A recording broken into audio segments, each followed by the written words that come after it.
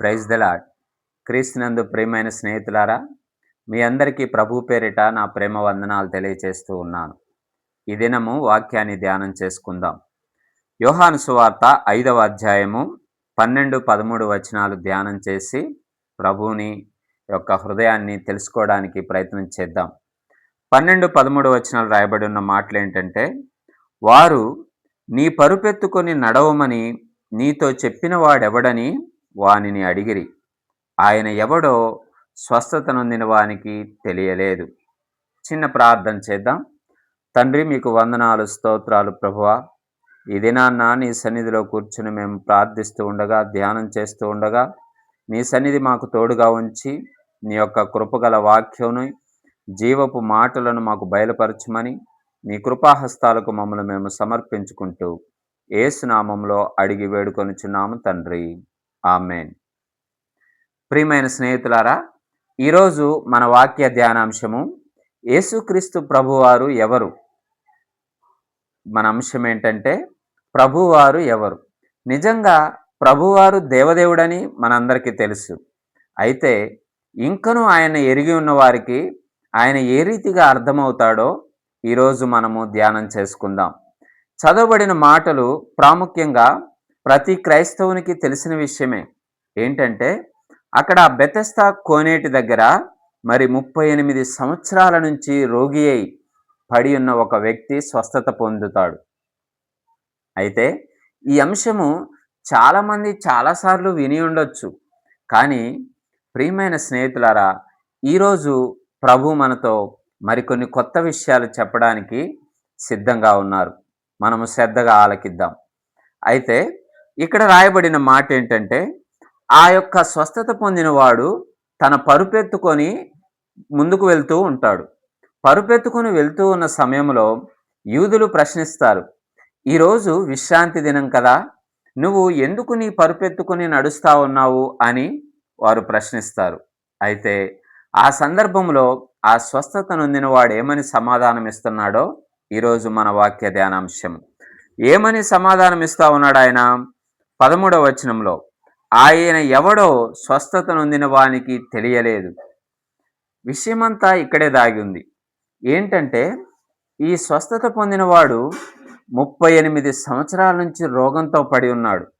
38 సంవత్సరాల నుంచి వాడికి సహాయం చేసేవాడు లేడు. కానీ ఆ పడకకే పరిమితమైన అతను ఈ రోజున తన పరుపెత్తుకొని లేచి నడుస్తూ ఉన్నాడు.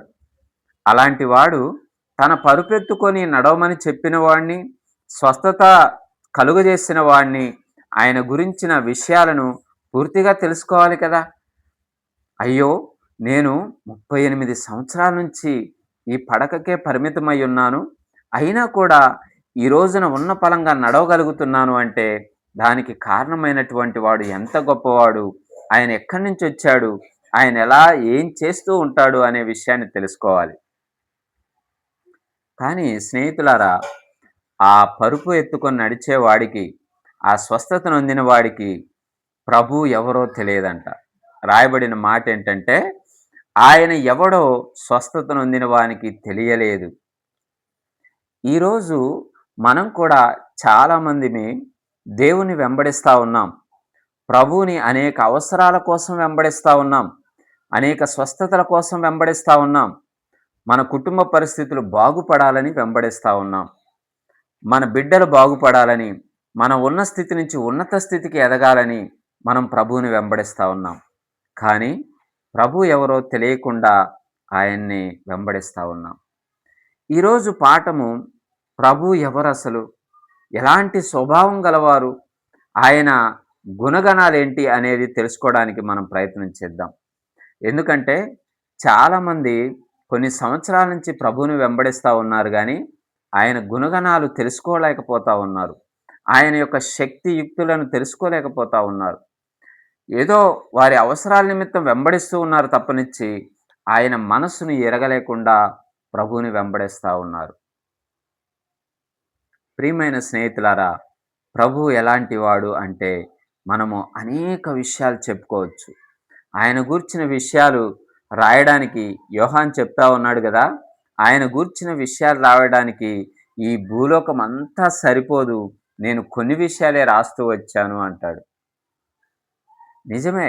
ఆయన గురించి అంతా తెలుసుకోలేము కానీ, సాధ్యమైనంత వరకి ఆయన మనస్సుని ఎరగడానికి, ఆయన హృదయాన్ని ఎరగడానికి, ఆయన అంతరంగాన్ని ఎరగడానికి మనము ప్రయత్నం చేయాలి.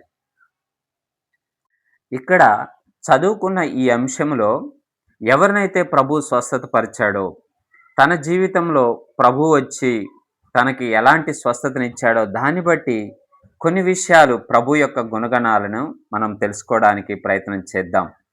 ఇక్కడ 5వ అధ్యాయం 6వ వచనంలో రాయబడి ఉన్న మాట ఏంటంటే, అక్కడ 38 ఏండ్ల నుంచి వ్యాధి గల ఒక మనుష్యుడుండెను. యేసు వాడు పడియుండుట చూచి వాడప్పటికి బహుకాలము నుండి ఆ స్థితిలో ఉన్నాడని ఎరిగి. ఇక్కడ ప్రభువారు 38 సంవత్సరాల నుంచి బాధతో ఉన్నటువంటి అతన్నేం చేశాడంటండి, యేసు వాడిని చూచి వాడు బహుకాలము నుంచి ఈ యొక్క స్థితిలో ఉన్నాడని ఎరిగెను అని రాయబడింది. మొట్టమొదటి అంశం ఏంటంటే, ప్రభువారు ఎలాంటి వారు అంటే, ఆయన మనలను చూచి ఎరిగినటువంటి దేవుడు. హల్లెలూయా! ఆ స్వస్థత పొందిన వ్యక్తి ఏమన్నాడండి? ఆయన ఎవడో వానికి తెలియలేదు అనని ఉంది. ఆయన ఎలాంటి వాడంటే యేసుక్రీస్తు ప్రభువారు మనల్ని చూచి మనల్ని ఎరిగినటువంటి దేవుడు. అంటే కేవలం మనల్ని చూసి చూడనట్టు వెళ్ళిపోయేటువంటి దేవుడు కాదు. మన బాహ్య రూపాన్నే చూసి మరి మనుషులు అనుకుంటున్నట్లుగా వాడు బాగానే ఉన్నాడు, లేదా వాడికేమి ఒకరు సహాయం చేయాల్సిన పని లేదు అని మన గురించి మనుషులు అనుకుంటారు.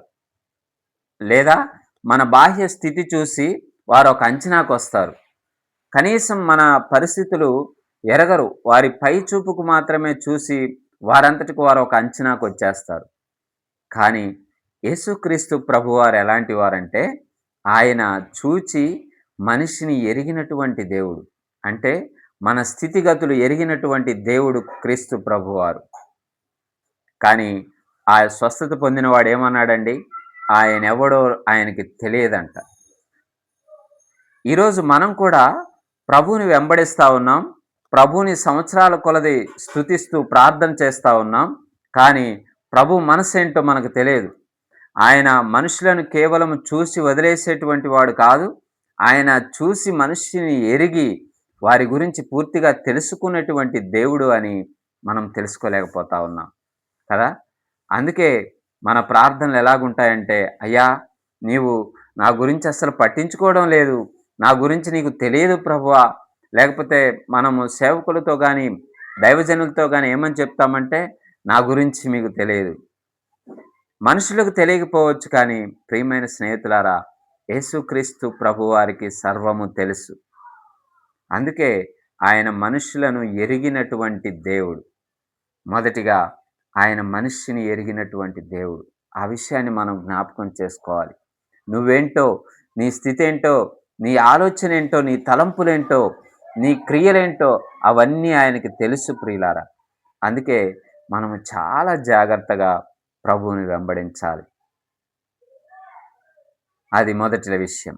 రెండో విషయాన్ని గాని మనం చూసినట్లయితే, ఆయన మనిషిని ఎరిగిన వాడే కాదు గాని మనస్సును ఎరిగి మన కోరికను నెరవేర్చేటువంటి వాడు. రెండవ విషయం.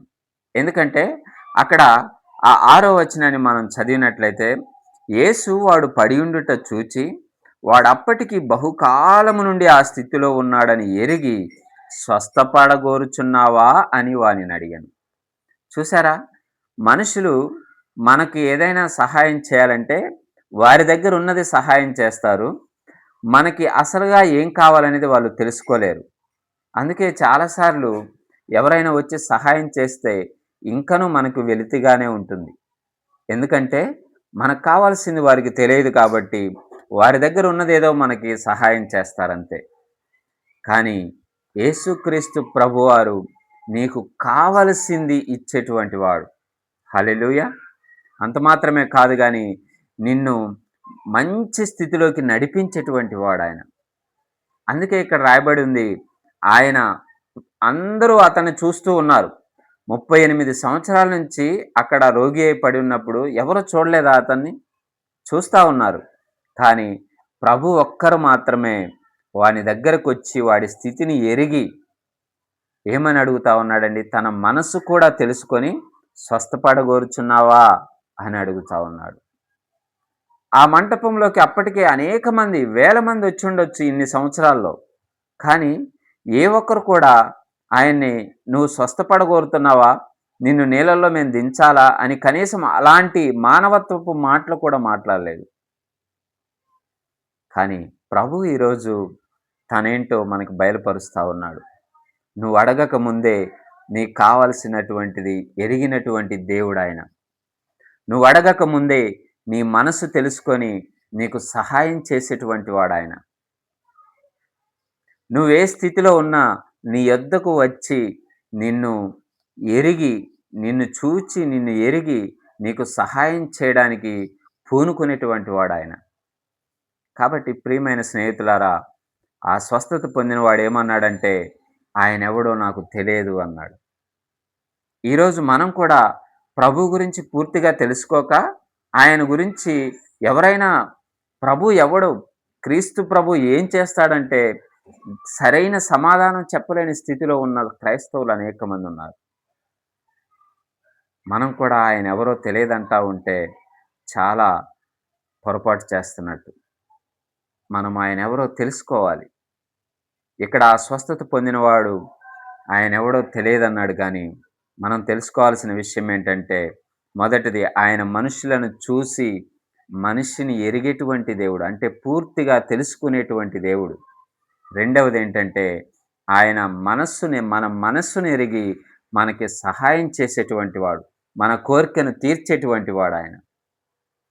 కాబట్టి ప్రియమైన స్నేహితులారా, ప్రభువు ఎవరో తెలియదు అనే స్థితిలో నువ్వు ఉంటే చాలా విషయాలు నేర్చుకోవాల్సి ఉంది.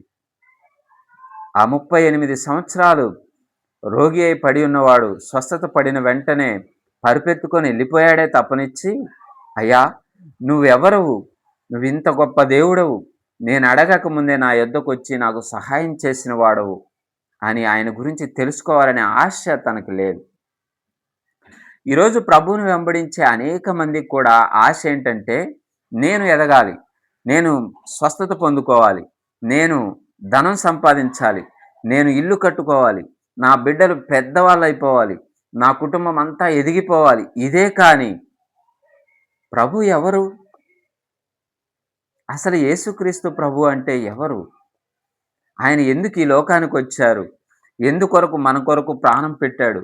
ఎందుకు నా కోసం, నేను ఏమీ అంత పాపినైనటువంటి నా కోసం ఆయన ప్రాణం పెట్టడం ఎందుకు? ఎందుకు తిరిగి లేచాడు? ఎందుకు నాకు కనిపించాడు? ఎందుకు నాకు దొరికాడు? అనే విషయాన్ని ఎప్పుడైనా ఆలోచన చేశావా? ప్రియమైన స్నేహితురాలా, మనం నేర్చుకోవాల్సిన పాఠం ఏంటంటే, ఆయన ఎవరో తెలియకుండా వెంబడించడం కాదు ప్రభువుని. ఆయన ఎవరో తెలుసుకోవాలి. ఆయన ఎలాంటి వాడు? ఆయన స్వభావం ఎలాంటిది? ఆయన ఎంత ఉన్నతమైనటువంటి వాడు? ఆయన ఎంత శక్తి గలవాడు? ఆయన దేన్నైనా జయించగలవాడు. ఈ విషయాలన్నీ తెలుసుకోకుండా ఆయన వెంబడిస్తే ప్రయోజనం లేదు ప్రియులారా. అందుకే మనం విశ్వాసంలో ఎప్పుడు వెనుకబడిపోతూ ఉంటాం. ఆయన ఎవరో తెలిస్తే, ఆయన గుణగణాలు తెలిస్తే, ఆయన స్వారూప్యంలోకి మార్చబడటానికి ప్రయత్నం చేస్తాం. ఇక్కడ 38 సంవత్సరాల నుంచి పడి ఉన్నవాడు స్వస్థత పొంది వెళ్ళిపోయాడు కానీ ఆయన ఎవరో తెలుసుకోలేకపోయాడు. ఈరోజు మనం కూడా ఆయన ఎవరో తెలుసుకోలేకపోతే నిజముగా మన జీవితాలు వ్యర్థమైపోతాయి. ఆయన ఎవరో తెలుసుకోవాలి. ఆయన వెంబడించడం, నేను దేవుని బిడ్డని, విశ్వాసిని అని చెప్పడం కాదు కానీ ఆయన ఎవరు? ఆయన గుణగణాలు ఏంటివి? ఆయన సర్వోన్నతమైన లక్షణాలు ఏంటివి అని మనం తెలుసుకోగలగాలి. ఇంకా మనం ముందుకు చూస్తే 7వ వచనంలో, 5వ అధ్యాయం 7వ వచనంలో రాయబడి ఉన్న మాట, ఆ రోగి, అయ్యా నీళ్లు కదిలింపబడినప్పుడు నన్ను కోనేటిలోనికి దించుటకు నాకు ఎవ్వడునూ లేడు అని చెప్పాడంట. ఆయన ఎవరో తెలుసా? యేసుక్రీస్తు ప్రభువారు. నీకెవ్వరూ లేనప్పుడు నీతో ఉండేటువంటి దేవుడు. హల్లెలూయా. 38 సంవత్సరాల నుంచి పడి ఉన్న వాడికి ప్రయోజనం ఏం కలగలేదంటే, ఆ కోనేటిలోకి దిగలేకపోయాడంటే కారణం ఏంటి? నాకు ఎవ్వడూ లేడు అని చెప్తా ఉన్నాడు. ఈరోజు ప్రభు ఎవడు, ప్రభు ఎవరు అని మనం తెలుసుకోవాలి అంటే, ఆయన ఎవరంటే, నీకెవ్వరు లేకపోయినా నీతో ఉండే దేవుడు. హల్లెలూయా! చాలామంది మనుషులు నీకు బలగం ఉంటే నీతో పాటు ఉండడానికి వస్తారు. నీకు ధనం ఉంటే నీతో పాటు ఉండడానికొస్తారు. నీకు బలముంటే నీతో పాటు ఉండడానికొస్తారు. కానీ యేసుక్రీస్తు ప్రభువారు ఒక్కరే, నువ్వు ఎలాంటి వాడవైనా, నువ్వు బలహీనుడవైనా, నీకెవ్వరు లేకపోయినా నీతో ఉండి నీ పక్షాన నిలబడటానికొస్తాడు. హల్లెలూయా! అందుకే ఆయనెవరో మనం తెలుసుకోవాలి. ఎవరండి ఆయన? ఆయన నీతో ఎవ్వరు లేకపోయినా నీతో ఉండే దేవుడు, నీ పక్షాన నిలిచే దేవుడు. ఎవరున్నారు ఈ లోకంలో నీతో ఉండడానికి? నీ దగ్గర అందం ఉన్నప్పుడు నీతో ఉండేవాళ్ళున్నారు. నీ దగ్గర ధనం ఉన్నప్పుడు నీతో ఉండేవాళ్ళున్నారు. నీ దగ్గర బలం ఉన్నప్పుడు నీతో ఉండేవాళ్ళున్నారు. కానీ ప్రియమైన స్నేహితులారా, నీతో ఉండే దేవుడు బలహీన స్థితిలో ఎవ్వరు నీతో లేనప్పుడు, ఎవడు నాకు లేడు అని నువ్వు అనుకుంటున్నప్పుడు నీతో ఉండే దేవుడు నా ప్రభువు. హల్లెలూయా! ఆయన ఎవరో తెలియకపోవడం కాదండి. ఆయన మనతో ఉండే దేవుడాయన. ఎవ్వరు లేనప్పుడు నీతో ఉండే దేవుడాయన. ప్రియమైన స్నేహితులారా, అలాంటి గొప్ప దేవుడిని మనం దేవుడిగా కలిగున్నాం. అంతేకాని ఇక్కడ ఈ వ్యక్తి చెప్పినట్టు ఆయనెవడో మనకు తెలియకుండా ఆయన వెంబడించకూడదు. చాలామంది ఈరోజు మా నాన్న రమ్మంటున్నాడని చర్చికొచ్చేవాళ్ళున్నారు. మా బంధువులు చర్చికెళ్తున్నారని చర్చికొచ్చేవారున్నారు. లేదా నాకు పలానా రోగముంది కాబట్టి దాన్ని స్వస్థపరుచుకోవాలని చర్చికొచ్చేవాళ్ళున్నారు. కానీ ఆయనెవరో తెలియకుండా చర్చికొస్తున్నారు, వాక్యాలు వింటున్నారు, ప్రభువుని వెంబడిస్తున్నారు. ఈ మాట నిజముగా మన హృదయాన్ని తాకుతా ఉంది గదా! 38 సంవత్సరాల నుంచి పడుంటే ఎవడూ పట్టించుకోలేదు. ఎవరు సహాయం చేయలేదు. ఆయనే చెప్తా ఉన్నాడు స్వయంగా, నాకెవ్వడును లేడయ్యా! అందుకే నేను ఇలాగ పడున్నానని. మరి ఒక్కసారి ప్రభు వచ్చి స్వస్థత పరిచిన తర్వాత అతను, అయ్యా! నువ్వెవరు? నీ గురించి నేను తెలుసుకోవాలనే ఆసక్తి ఉండాలి కదా! కానీ పరుపెత్తుకొని ఎళ్ళమంటే ఆ ఉత్సాహంలో ఎళ్ళిపోయాడు. ఈరోజు మనం కూడా ప్రభువు నుంచి మేలులు పొందుకుంటా ఉన్నాం.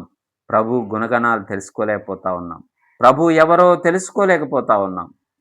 ప్రభు ఎలాంటి వాడో తెలుసుకోలేకపోతా ఉన్నాం.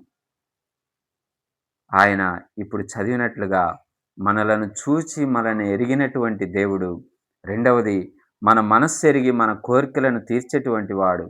మూడవదేంటంటే, మనకెవ్వరు లేనప్పుడు కూడా ఆయన మన కోసం వచ్చి మన పక్షాన నిలిచేటువంటి వాడు. హల్లెలూయా! మరొక విషయాన్ని చూద్దాం. అదే 5వ అధ్యాయం 8వ వచనంలో రాయబడి ఉన్న మాట, యేసు నీవు లేచి నీ పరుపెత్తుకొని నడవమని వానితో చెప్పగా, వెంటనే వాడు స్వస్థత నొంది తన పరుపెత్తుకొని వెళ్ళెను. యేసు ప్రభువారు ఎలాంటి వారంటే, పడి ఉన్న స్థితిలో నుంచి లేపేటువంటి వాడు. ఏంటండి? పడి ఉన్న స్థితిలో నుంచి లేపేటువంటి వాడు. ఎవరు లేపుతారు పడి ఉన్న స్థితి నుంచి? ఈ రోజుల్లో మన బంధువులు ఎవరు మన యొద్దకు రారు పడిపోతే. ఎక్కడ వాడి దగ్గరికెళ్తే వాడికి సహాయం చేయాల్సి వస్తదో, ఎక్కడ వాడి దగ్గరికెళ్తే వాడు అప్పు అడుగుతాడేమో, ఎక్కడ వాడి దగ్గరికెళ్తే వాడి దగ్గరే ఉండిపోవాల్సి వస్తదేమో. కానీ ప్రభు ఎలాంటి వాడో తెలుసా? ప్రభు నిన్ను పడి ఉన్న స్థితిలో నుంచి లేపి నడిపేటువంటి వాడాయన. నువ్వు రోగి అయి పడి ఉంటే లేపి నడిపిస్తాడు. నువ్వు కృంగిపోయి ఉంటే నీ మనసుకు శక్తినిచ్చి, ఆదరణిచ్చి నడిపిస్తాడు. నీకొక నిరీక్షణ కలగజేసి నిన్ను ముందుకు నడిపి పైకెత్తేవాడు నీ దేవుడు. హల్లెలూయా! అందుకే బైబిల్‌లో ఒక మాట రాయబడిందండి. ఆయన దీనులను పెంట కుప్పల మీద నుంచి లేవనెత్తి సింహాసనం ఇచ్చేటువంటి దేవుడు నా దేవుడు. అలాంటి దేవుణ్ణి పట్టుకొని, అలాంటి దేవుణ్ణి వెంబడిస్తూ ఆయనెవరో తెలియదు అనడం ఎంత దౌర్భాగ్య స్థితి. ఈరోజు ప్రభువుని ఎరిగిన బిడ్డలుగా మనమందరము కూడా దేవుని గురించి పూర్తిగా అవగాహన, స్పృహ కలిగి ఉండాలి. నిజమే, ఆయన గురించి తెలుసుకోవడము, యోహాను గారు చెప్పినట్లు ఈ భూమి అంతా సరిపోదు ఆయన గురించి రాయాలంటే. కానీ ప్రభు ఇచ్చిన జ్ఞానం కొలది, ఆయన ఇచ్చిన ఆత్మ కొలది మనం ఆయన గురించి తెలుసుకోవడానికి ప్రయత్నం చేయాలి. ప్రియమైన స్నేహితులారా, ఆ స్వస్థత నొందినవాడు చెప్తా ఉన్నాడు, ఆయనెవడో నాకు తెలియదని. ఈరోజు నీ స్థితి కూడా అలాగే ఉంటే, ఆయనెవరో నాకు తెలియదు. నేను కేవలం నా అవసరానికే ఆయన దగ్గరికెళ్ళి ప్రార్థన చేసి అవసరం తీర్చుకుంటానంటే, జాగ్రత్త ప్రియులారా. మనం ఆయనెవరో తెలుసుకోవాలి. స్వస్థత పరిచేవాడే కాదాయన. కేవలం నీ ఆర్థిక ఇబ్బందులు తీర్చేవాడే కాదాయన. ఆయన నిన్ను పడిపోయిన స్థితిలో నుంచి లేవనెత్తే దేవుడాయన. నిత్య నరకాగ్నిని తప్పించి నీకు నిత్య జీవాన్నిచ్చే దేవుడాయన. ఆ విషయాన్ని తెలుసుకోకుండా మనం ప్రభువుని వెంబడిస్తే ప్రయోజనమే లేదు. కాబట్టి ప్రియమైన స్నేహితులారా, అక్కడ ఆ వ్యక్తి చెప్పినట్టు ఆ 13వ వచనం మనం చదివినట్టు ఆయనెవడో స్వస్థత నొందిన వానికి తెలియలేదని రాయబడి ఉంది వాడి గురించి. ఈరోజు నీ గురించి రాయాల్సి వస్తే నువ్వు కొన్ని విషయాలైనా ప్రభు గురించి చెప్పగలవా? కొన్ని విషయాలైనా ప్రభు గురించి తెలుసుకున్నావా? ఆయన స్వస్థపరుస్తాడు, ఆయన బాగు చేస్తాడు. ఇదేనా నీకు ప్రభు గురించి తెలిసింది? ఆయన నిత్య జీవాన్ని ఇస్తాడని తెలుసుకున్నావా? ఆయన పడిపోయిన స్థితిలో ఉన్నవాడిని లేవనెత్తుతాడని తెలుసుకున్నావా? ఎవడూ లేనివాడి పక్షాన ఆయన నిలబడతాడని తెలుసుకున్నావా? దీనులను కరుణిస్తాడని, మరి బలహీనులను ఆయన పెంట కుప్పల మీద నుంచి లేవనెత్తి సింహాసనం ఇస్తాడని తెలుసుకున్నావా? ప్రియమైన స్నేహితులారా, ఈరోజు ప్రభువు నీతోనే మాట్లాడుతూ ఉన్నారు. మనం ఆయన గురించి తెలుసుకోవాలి. ఇంకా కొన్ని విషయాలు చూస్తే ఆయన 9వ వచనంలో రాయబడినట్టు ఆయన రోగిని స్వస్థత పరుస్తాడు.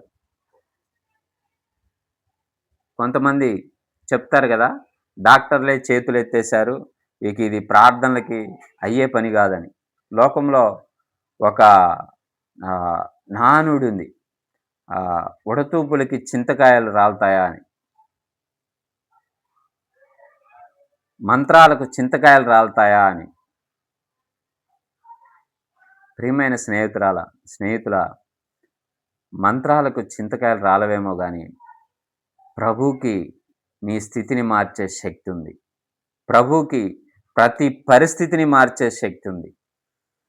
ఆయన శక్తిగల దేవుడు, సర్వశక్తిగల దేవుడని మనం గ్రహించాలి. ఇంకా ఒక మాట మనం యోహాను సువార్త 6వ అధ్యాయం 68వ వచనంలో చదివితే అక్కడ ఒక మాట రాయబడి ఉందండి. మీ కొరకు నేను అది చెప్తాను. యోహాను సువార్త 6వ అధ్యాయం 68వ వచనం. సీమోను పేతురు ఏమంటా ఉన్నాడంటే 67వ వచనం కూడా చదువుతాను. కాబట్టి యేసు మీరు కూడా వెళ్ళిపోవాలని ఉన్నారా అని 12 మందిని అడగగా, దానికి సీమోను పేతురు అంటా ఉన్నాడు, సీమోను పేతురు, ప్రభువా, ఎవని యొద్దకు వెళుదము? నీవే నిత్య జీవపు మాటలు గలవాడవు అంటా ఉన్నాడు. హల్లెలూయా. ప్రభు ఎవరంటండి? నిత్య జీవపు మాటలు గలవాడు. మనుషులు వట్టి మాటలు చెప్తారేమో, మనుషులు కళ్ళబొల్లి మాటలు కథలు చెప్తారేమో, కానీ మన దేవుడు నిత్య జీవపు మాటలు కలిగినటువంటి వాడు. హల్లెలూయా. ఆయన ఎవడో నాకు తెలియదు అని ఆ స్వస్థత పొందినవాడు అన్నాడు. కానీ నువ్వు నేను ఆ మాట అనకూడదు. ఎందుకంటే ఆయన నిత్య జీవపు మాటలు కలిగినటువంటి వాడు. కాబట్టి నీ దేవుడు ఎవరంటే, నా దేవుడు నిత్య జీవపు మాటలు కలిగినటువంటి వాడని చెప్పగలగాలి. నీ దేవుడు ఎవడంటే, నాకెవ్వడూ లేనప్పుడు నా పక్షాన నిలబడ్డవాడు నా దేవుడని చెప్పాలి. అంతేకాని ఆయనెవరో నాకు తెలియదు, ఏదో వెళ్తున్నాను వస్తున్నాను, సంవత్సరాలు గడిచిపోతున్నాయి అని అంటే కుదరదు. ప్రియమైన స్నేహితులారా, ఆయనెవరో మనం తెలుసుకోవాలి.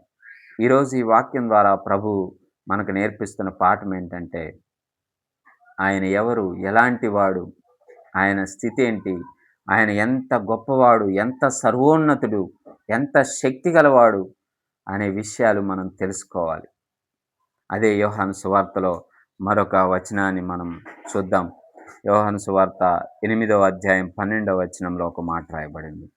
యోహాను సువార్త 8వ అధ్యాయం 12వ వచనంలో, మరలా యేసు, నేను లోకమునకు వెలుగును, నన్ను వెంబడించువాడు చీకటిలో నడవక జీవపు వెలుగు కలిగి ఉండునని వానితో చెప్పాను. ఇక్కడ ప్రభువే స్వయంగా ఏమని చెప్తా ఉన్నారో తెలుసా? నేను లోకానికి వెలుగుని అని చెప్తా ఉన్నాడు. మన దేవుడు లోకానికి వెలుగిచ్చేటువంటి వాడు. ఆయన లేకపోతే జీవితం చీకటి. ఆయన లేకపోతే మనం నడవలేం. ఆయన లేకపోతే లోకం నడవదు. కాబట్టి నీ దేవుడెవరు? నీకు ఈ వాక్కును, ఈ శక్తిని ఇచ్చింది ఎవరు? నీకు ఈ అధికారం ఇచ్చింది ఎవరు? అని నిన్నెవరైనా ప్రశ్నిస్తే ఆయనెవరో నాకు తెలియదనడం కాదు. నా దేవుడు లోకానికి వెలుగై ఉన్నవాడని చెప్పగలగాలి.